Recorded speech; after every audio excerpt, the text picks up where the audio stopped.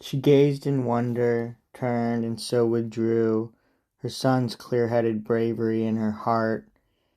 But when she had mounted to her rooms again with all her women, then she fell to weeping for Odysseus, her husband. Grey-eyed Athena presently cast a sweet sleep on her eyes. The swineherd had the horned bow in his hands, moving toward Odysseus, when the crowd in the banquet hall broke into an ugly din, shouts rising from the flushed young men. "Ho! Where do you think you are taking that, you smutty slave? What is this dithering?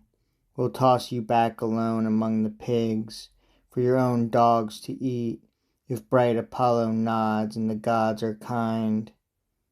He faltered, all at once put down the bow, and stood in panic, buffeted by waves of cries, hearing Telemachus from another quarter shout, "Go on, take him the bow.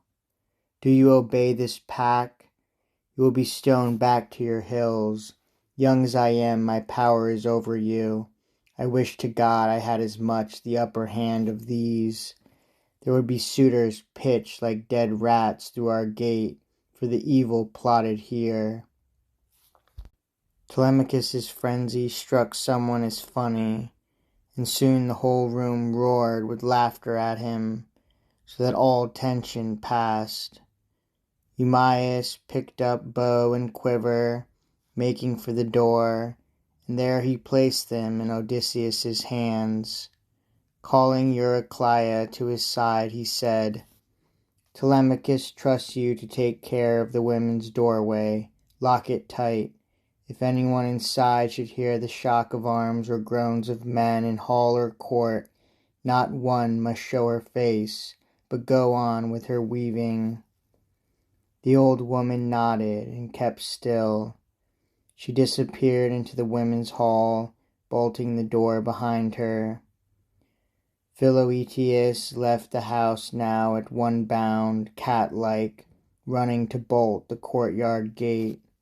A coil of deck rope of papyrus fiber lay in the gateway. This he used for lashing, and ran back to the same stool as before, fastening his eyes upon Odysseus. And Odysseus took his time, turning the bow, tapping it every inch, for borings that termites might have made, while the master of the weapon was abroad. The suitors were now watching him, and some jested among themselves, "A bow lover, dealer in old bows.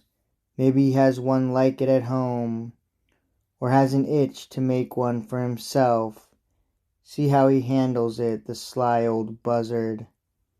And one disdainful suitor added this, "May his fortune grow an inch for every inch he bends it."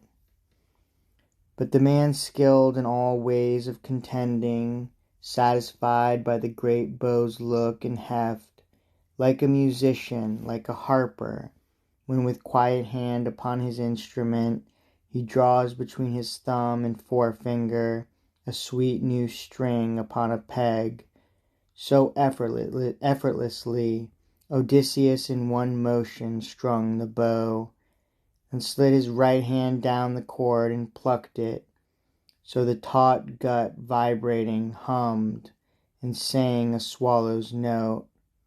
In the hushed hall it smote the suitors, and all their faces changed.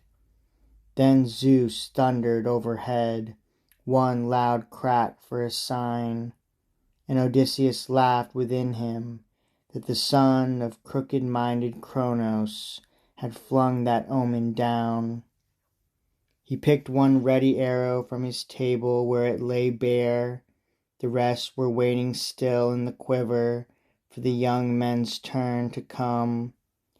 He knocked it, let it rest across the hand grip, and drew the string and grooved butt of the arrow, aiming from where he sat upon the stool.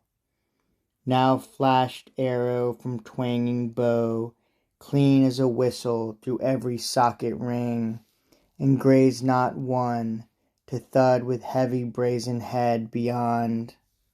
Then quietly Odysseus said, Telemachus, the stranger you welcomed in your hall has not disgraced you.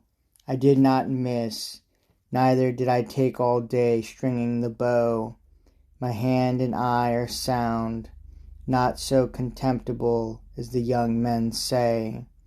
The hour has come to cook their lordships' mutton, supper by daylight, other amusements later, with song and harping that adorn a feast. He dropped his eyes and nodded, and the Prince Telemachus, true son of King Odysseus, belted his sword on, clapped hand to his spear, and with a clink and glitter of keen bronze stood by his chair in the forefront near his father.